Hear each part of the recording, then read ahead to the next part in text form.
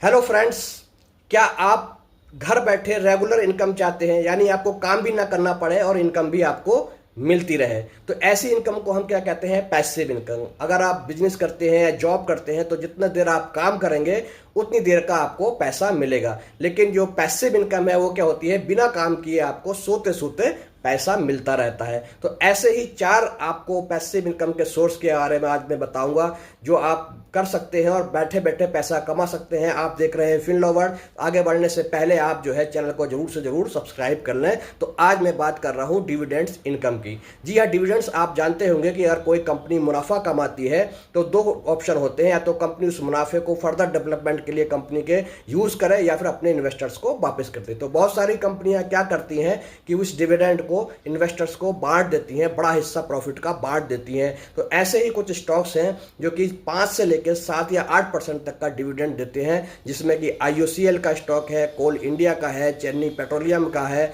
वेदांता का है और ITC का है।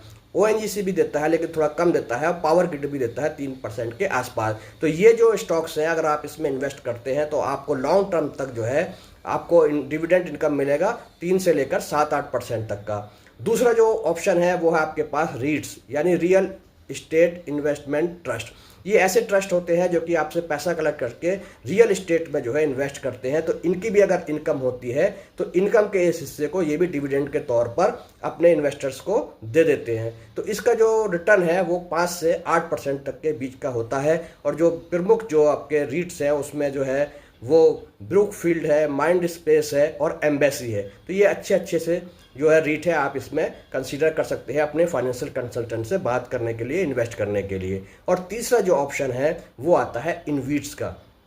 इनवीट्स क्या होता है? इनवीट्स भी रियल इस्टेट ट्रस्ट की तरह ही एक इंफ्रास्ट्रक्चर ट्रस्ट होता है। ये क्या करते हैं? ये पावर प्रोजेक्ट्स हो गए या रोड प्रोजेक्ट हो गए, यानी इंफ्रा प्रोजेक्ट्स में पैसा इन्वेस्ट करते हैं और उससे जो इनकम होती है उस इनकम को डिविडेंड के तौर पर इन्वेस्टर्स को वापस करते हैं क्वार्टरली बेसिस पे। तो 3 जो है बहुत ही नामी गिरामी जो है इनविट्स हैं, जिसमें कि इंडीग्रिड है, PG इनविट है और IRB का इनविट है।